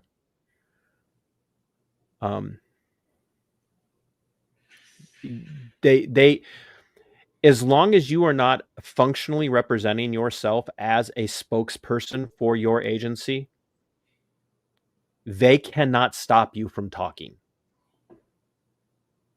We have a massive amount of case law. And I hate the term case law, but there's really no other way to say it. There are cases after cases after cases after cases of public employees, to include law enforcement, where they cannot silence you just because you work for the government. If you are speaking as a private individual, which you are, which Matt does, which the guys at Two Cops One Donut do, what I did, they cannot stop you until you go to that point where you say, I represent such and such an agency, and I'm here to tell you that what's going on here is wrong and it's corrupt. Then they can get you, unless you're exposing corruption. And then there are whistleblower protections involved. Mm-hmm. And nothing is going to change in law enforcement until we get two things. And Matt, if you think I'm wrong, let me know. But we have to get constitutional reform. Cops have to get training every year in the Constitution and constitutional case law. It has to happen. It needs to be tied to their funding, and it needs to be tied to their licensure and their continued employment. First and foremost, constitutional training should be primary to use of force, to first aid and life-saving skills and de-escalation tactics. The first thing they need to do is train them in constitutional case law. And the second one is that the few good ones that are out there that are noticing and willing to say things need to stop being afraid to speak out when they see wrong. Mm-hmm. You are protected. And there are more and more people that are willing to support you. I will tell your story. If you want, even if you just need to come to some little nobody channel like mine that's got next to nothing. I mean, Matt's literally got 100 times more subscribers than I do. Like, you got to fix that. Like 100,000 more subscribers than I do. But if you feel comfortable talking to me instead of going to some big platform, you reach out to me. I will tell your story. We will help you find protection. The reason I'm no longer in the law enforcement career field is because I knew I could never go back to work for the guy who was trying to get rid of me, because I would have never been safe. Mm. And Matt can tell you stories. I guarantee you Eric can tell you stories, and anybody else who's ever spoken out can tell you stories of people that they know that have been nickeled and dimed out of the career field. When they couldn't get you on a technicality, they will get you on what they really hate. They'll get you on a technicality. And I gotta. Am I wrong? I think I want to personally thank you, because I remember back, Harold Jackman. I don't even know what to say with that. That's awesome. That's awesome. That is, wow. That's why I tell you that people love you a lot more than they love me. I would. Oh. You want to know how much I love you, man? I remember coming to you back in the day, and I was worried. Like I'm like TC, man. I feel like I got a bullseye on my back. And at the time I didn't tell you the whole truth, that I was ready to buckle under the pressure, because it was just a lot. I got a lot going on with my personal life, and worrying about stressing about more of my kids from my group getting shot and killed, and this was wearing me down. But you really uplifted me when you said, you gave me that same spiel that you just gave them. Like they cannot get to you, and you knew your stuff. You gave me confidence, and I want to thank you for that, because that meant you mean a lot more to me than you realize. But that was good stuff, and that kept me strong when I was weak. So I appreciate you for doing that. There's also a couple. There's a lamplighter project. If anyone, have you ever heard of that? I heard of it, but I'm not familiar with it. They're out of New York. Jeremiah is his name. I just became pretty good friends with him. Another one that they specialize in protecting whistleblowers, the same way that you were just offering services for those that are afraid to. But it's the only way we're going to be able to even change this. And there's no overnight switch. There's a switch that you got to take it upon yourself to do it yourself and be the change in your own world, and it'll spread. I never thought there'd be another cop that ever talked like me, and now I'm seeing more. Not enough yet, but I mean, it's a start, and I can't complain. But this is I think what hurts. I think what hurts is that you get people that they have to lose their careers. Yeah. Like There's no way. Look at Izzo. Look at what Izzo's wasn't even Dom.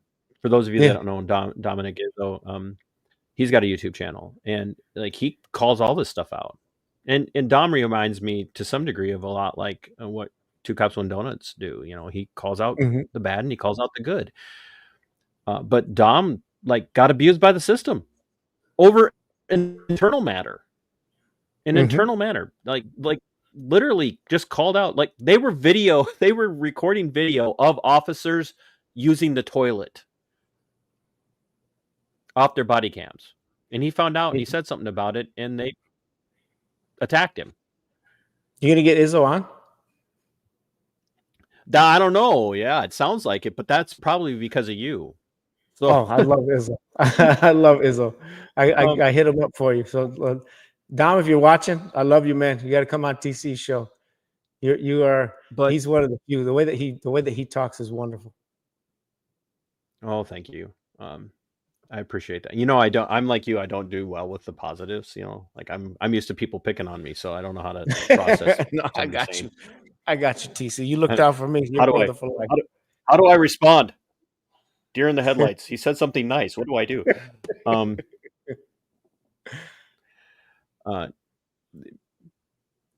But when you look, like Dom had to be abused by the system before like the scales fell off. And I did a video with this blue line, the blue scales fell off my eyes. Like, and they had been falling off for a while. I'd give people an example. Like I literally, one of the things I was wrote up for in the initial discipline, and I shared this with Matt before, and even my attorney was like, well, you're not wrong. I said, try not paying your taxes, folks. The reason tax laws are enforceable is what ends up happening is you say, I'm going to avoid taxes. Not like we all know that they're withheld from our checks for us anyway. But try not paying your taxes. How are they going to enforce that? The first thing that they do is they send armed men with guns and badges and handcuffs to your house to put you in the handcuffs at gunpoint if necessary, to haul you away and put you in jail. And then once you're convicted, they send armed men with guns and handcuffs to haul you away to prison, where you are guarded by armed men with badges and oftentimes guns. They wrote me up for that and said that was disrespectful to the career field and therefore a violation of agency policy. And I asked, I said, how is this disrespectful? I'm just literally telling the truth about the scenario. I didn't say cops are bad for doing that. I just said this is how they enforce those laws. And they said, it makes us look bad. And I'm like, how does it make you look bad? It ruins our credibility. I'm like, how does it ruin your credibility? How about infringing on your How free does it? speech makes them look bad? So this is literally the world that we live in. And so when I tell people in law enforcement to speak out, it's not from a place of you don't understand how hard it is. Like, no, damn it, I do know how hard it is. Like Matt knows, like I gave up a lot. Anytime somebody tells you cops don't make enough money, try not being a cop and trying to find a job and explain to people why you no longer are in the law enforcement world anymore. Because when they see that you left the law enforcement world and then would ask you if you would go back to it, that changes their view of whether or not they would hire you. Mm-hmm. Because the assumption is always you must have been dirty. And I have been told that after applying for a job. Oh, you didn't retire? No. Why did you leave? Personal reasons. Well, would they hire you back? I don't want to talk about it. Because there's no way to answer that question. If I say yes, that's a lie. If I say no, they're going to ask me why. And a guy looked at me and said, well, we don't want to be involved with somebody that's probably fired for being a bad cop or for being a bad deputy. That's what I was told. That's insane. Because the assumption is if you leave the career field, anything outside of retirement, it's because you're the bad guy. So Matt knows this. He's seen me at my worst. He knows how upset I can get about this. Mm-hmm. I don't blame you, man. I've sacrificed. So when I tell people, I get it. I know how hard it is, but we need you. We need the voices from the inside. Because like Matt, we need the voices like Matt. We need voices like Two Cops, One Donut. Because if we don't have your voice, then we are nothing in the eyes of the public but disgruntled cop haters. Even though my brother's a cop. He's been a cop for over 20 years. I don't hate him. He doesn't talk to me anymore. But I don't hate him. I don't hate. Well, I can't say there's not one out there. There's a couple that I feel very strongly about.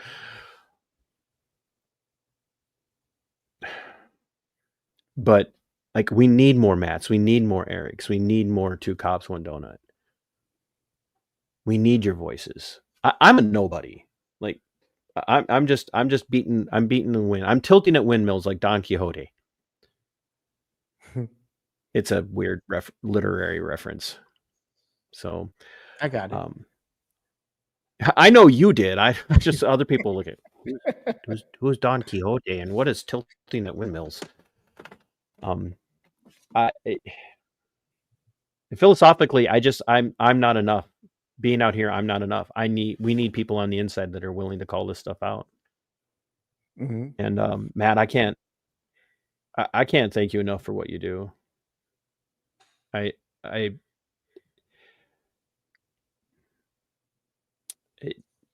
don't know how you caught on. I really don't. I don't know how the haters on the inside of the career field haven't managed to take you down. Other than, we talked about this the other day, the sovereignty of God. Mm-hmm. God must want the message out. Yeah, I really do. In a lucky way, I feel very protected, especially in my city, because of what God has sent me to do in my own city. I feel very insulated and protected over there.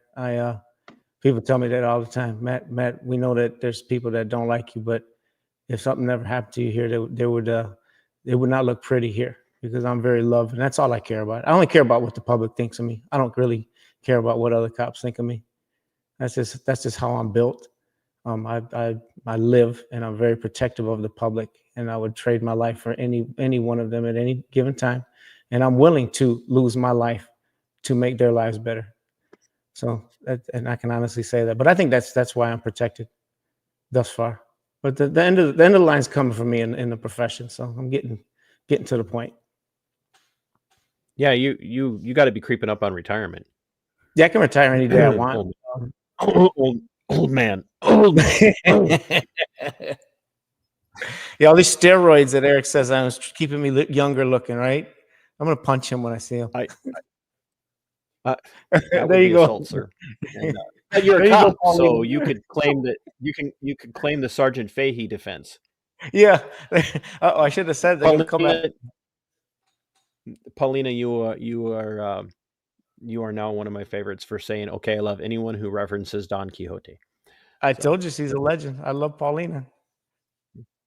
Actually, Paulina, I'm gonna call you after this. After we get off of here, I got to send you some stuff for today. You're gonna love it. Yeah, I agree with Two Cops, One Donut. Hit that like button, especially if you're at Matt's, and send Matt love. Send Matt super chats and join his channel. And then after you do that, if you haven't yet, you can come over. You better and get all of these numbers here. Subscribe to my channel and hit the like over here as well. And then if you like what I do, I'm going to warn you guys though, I am not Matt. Matt and I share a faith, but I am a little bit more.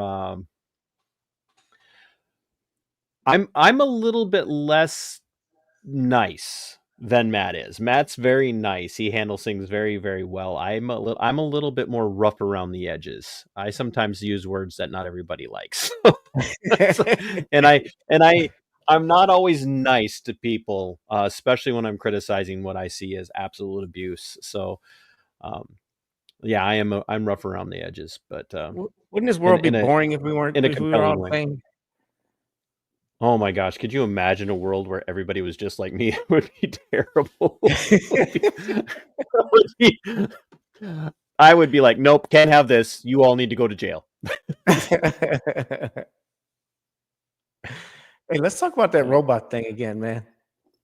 Yes, yeah, let's do. I think we should talk about that. And then you know what? Before we talk about the robot thing,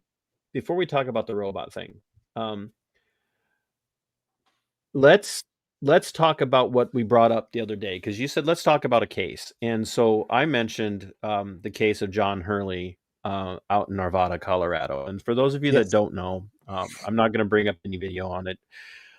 Just a few years ago, there was a young man in Arvada, Colorado, named John Hurley, and he happened to be on scene when an individual decided he was going to target law enforcement officers for assassination in a market area in Arvada. And John happened to be a weapon. He carries a weapon in Colorado. Whatever process Colorado had in place, he had gone through it. And he witnessed this man shoot an officer, and John engaged the man with his personal sidearm. And in the process of engaging this man, he eliminated the threat. He took out the shooter. And as law enforcement was responding to the scene, they approached John and saw that he had a weapon, and they opened fire on him, killing Jonathan Hurley. Ultimately, after the investigation was completed, law enforcement was exonerated, and there were no charges, and I don't know about all the civil aspects of it, but there were basically no repercussions, civilly or criminally, for the death of John Hurley, even though he, as a hero, spared multiple lives that day. Had he not been there, there would have been many, many, many more deaths of law enforcement and non-law enforcement civilians. John was a hero, and there has never been any justice for John or his family. So we did have some people ask. My channel is Minnesota Black Robe Regiment on YouTube. You can find me on Rumble. We're streaming there as well right now. So yeah, it's Minnesota. I put it in the link. I put the link in the description, but or in the chat, but it won't show up as a link, so you'll have to manually go in and type it. Minnesota Black Robe Regiment. I know you dug into the story, Matt. What is your perspective on this? Because we do have to look at it from a couple of standards. We have to look at it from the perspective of reasonable person, the reasonable person standard, and the reasonable officer standard. And those two things are very important, and they are discussed in charging decisions and also in court cases, in civil and criminal. Did Jonathan Hurley act in a reasonable way in what he did, do you think, from what you've studied now of the case? From what I'm seeing, yeah, he acted in a heroic way. The one thing I could not find, I wanted to ask you about, was the positioning. Like, I couldn't find where the officer was standing when the shot was taken. Can you bring that, shed some light on that? I see. That's the thing that I've never been able to pinpoint, is exactly who took the shot or why, other than what I think you realized too, was that they knew that an officer had been shot and that there had been more shooting and that they saw a man with a gun. But nowhere can I find any information that shows that there was even a warning issued, that it was just arrive on scene, see man with gun, open fire. That's all I've been able to find. And that's all I can find. So I don't know. It literally happened right next to the military surplus store. So you got to understand that there's people around. I'm just looking at both sides of it. It was just a horrible incident. Right. So that's what I wanted to see, because we're trained to, and this is where I got a huge issue with a lot of things. It's a perceived threat. We're the only people that we can act on a perceived threat. And that's so subjective in your mind. My cousin in the military hates that. He's like, in the military, a threat is a threat only if it's a threat. Marine from Afghanistan. Is that the Marine he's in the Army from Afghanistan? Yep, he's an Army Ranger. Army. Yep. Oh, my apologies, fellow soldier. I did not mean to insult you with the Marine. But why is the range so wide in that?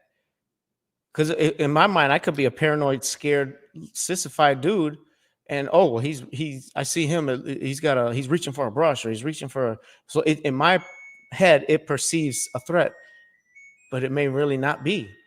So hold on, let me look. Is that your alarm telling you that it's time for you to go home? No, that's a mom wants you to come home. Dishwasher, I think.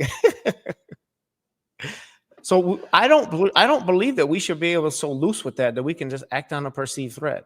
It's got to be a threat. So that's where I have issue with that's the whole Philander Castile thing. His perceived threat, because he reached for another. What he reached for the weapon that the officer told him to reach for. Yeah. Or not reach for the weapon. He reached for what he was told to reach for, which was wallet. His permit to carry and his wallet. And then when he did it, Geronimo Yanez. So this wasn't a white on black thing. This was a minority on minority thing. A minority cop shot a black guy because he perceived it as a threat. Yeah, and that was so wrong. It's the same thing that happened in Illinois. The same thing that happened in Illinois last summer with Sonia Massey. Yeah, that whole boiling water nonsense. I can perceive. I can perceive this as a threat and act on it. Like it's too subjective and it's way too loose.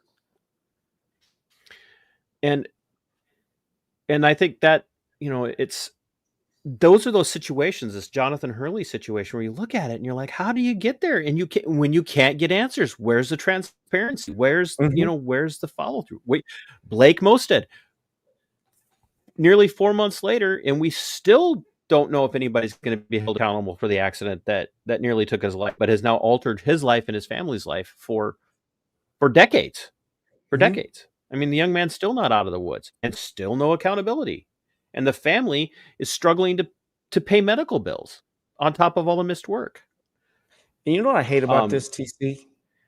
I hate how flippant society has become when they just kind of discuss this stuff without humanizing it. You look at the Daniel Shaver one. where this guy's crying for mercy, like he's whimpering, please don't shoot, please don't shoot. And their perceived threat was him with them loose shorts trying to pull him up so he doesn't his pants don't come down. That was so ridiculous to me.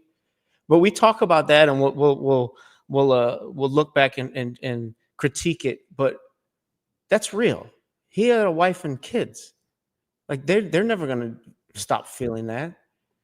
And that's where playing loose and fast and loose with a human life, it's just so sickening.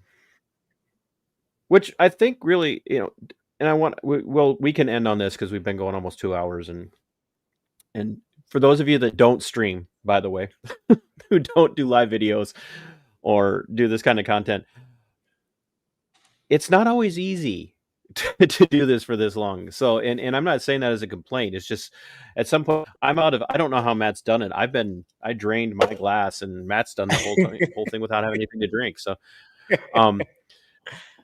it must be the roids. It is the roids, 1,000,000%. I think this brings up, and I wish I had the video ready. I wasn't expecting to play it, but I sent a video of a test apparatus that they're talking about implementing for law enforcement in the United States, which is a Robo officer mounted to a police car, traffic stops, with the officer in the car, but instead of getting out of this vehicle, engaging with the person at their window, he sends this robot on a rail to the window to interact with the person. And the robot is equipped with the ability to write the citation, to scan a license, to ask the questions, and on and on and on. And in the video, and I know Matt's going to do a response to it. So, I'll shout but you in out. the video, they say in the video that their whole reason for this is to cut down on conflict and danger to the officers. And I, for one, see this as an issue of you're dehumanizing both the person who's being stopped and the officer, like literally dehumanizing them. There's no chance for empathy in that situation. There's no chance for that. And I brought this up to Matt. I'm like, you could have a single dad who's driving on expired tags, which, say what you want about registering your vehicle and how much it costs, but maybe he's driving on expired tags and he's on his way to work, and now he gets pulled over, and the officer can't look this guy in the eye and see him as a human being. He's seeing them through a screen. And it's really hard to relate that way. I don't know, Matt, do you think that will impact, empathy in law enforcement and impact the human interaction? I think it's going to make a laughing stock out of wherever it comes out. Like, we're really spending billions of dollars for safety. Like, are we that sissified? Are we that scared of the boogeyman? That it's ludicrous. That's tax funded. So obviously, and it takes away the that's our whole job, is interpersonal relational. This whole job is relational. Us and the public. And if you have a role, although I have run across some cops who are stiffer than a robot over the years. We all know RoboCop. We all know a RoboCop. But I think that is the most ridiculous idea. I can't wait to do videos on that one, because come on, really. Well, I think Paulina. Paulina. No, that's not the one. Where'd she go? I mean, fair, Paulina. That's fair. I hate to say it, but I would feel safer talking to a robot. It's weird. No, it's not. I think it's we do spend most of our time talking to robots anyway. And then I didn't look at it quite from that perspective. Carmen Murray. I don't know who Carmen is. They're here from your channel. It says, I see he was never a police officer. No, I never have once claimed to have been a beat cop. I was a sworn deputy. I swore the same oath as every other person. I was a sworn deputy. I just happened to do all of my work inside of a detention center. And anybody who's ever done both will tell you that the most dangerous place to be is inside of a detention center. 10 times out of 10. I don't know if it's 10 times out of 10.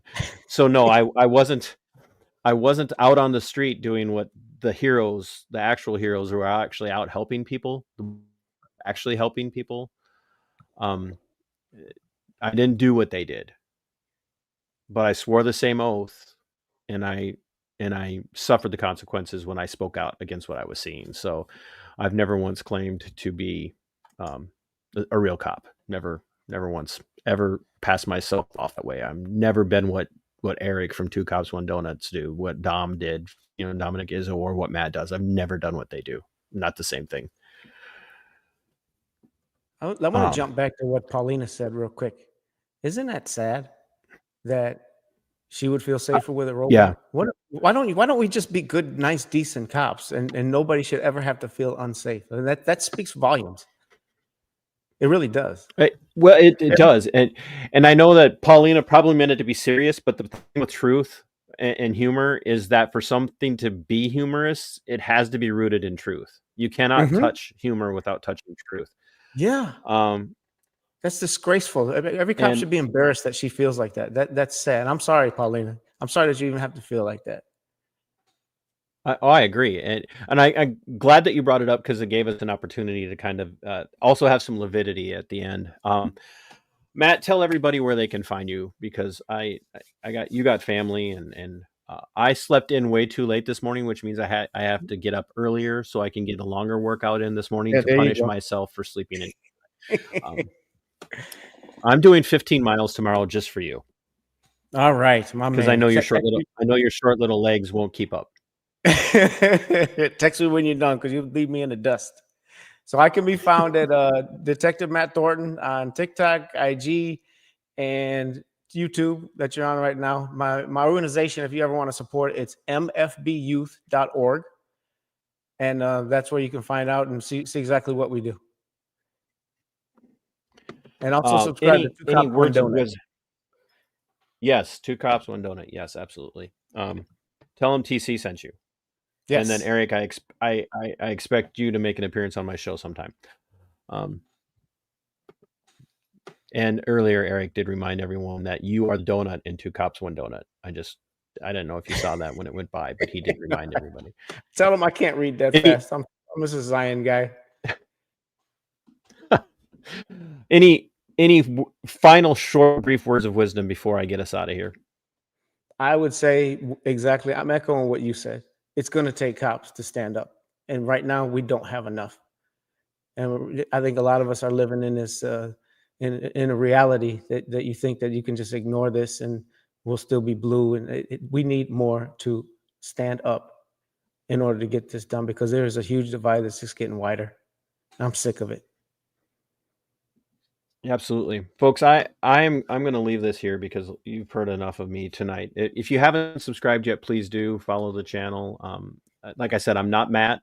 Not everything I do is as poignant and as spot on as what he does. I do a lot more investigative work and highlighting things that I see and find and are brought to my attention. If you are a cop that wants to speak out and you want to go to a platform that maybe isn't going to get as much attention, but you want to dip your toe in the water, reach out to me. You can find me MBRRpodcast at yahoo.com. I would gladly help you tell your story, or at least give you some advice on how to go about doing it. I cannot thank all of you enough. I don't know how many hundreds have been watching over on Matt's side, but just on my side alone, we've already had, for me, for a 2-hour stream, we've had 320 plus just watching on my side alone. So thank you very much for that. It means a ton.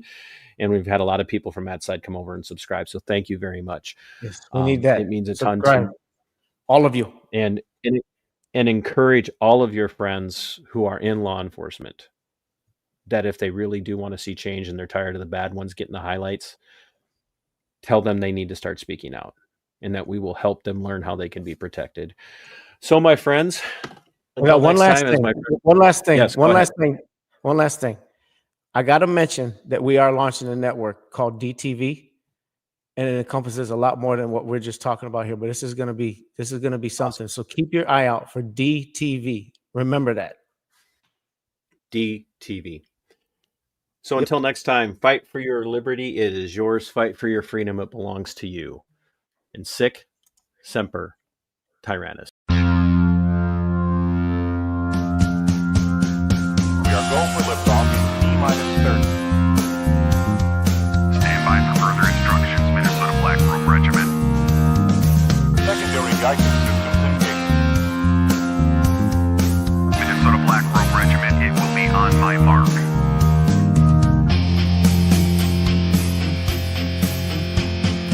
All systems are a go. All systems are a go.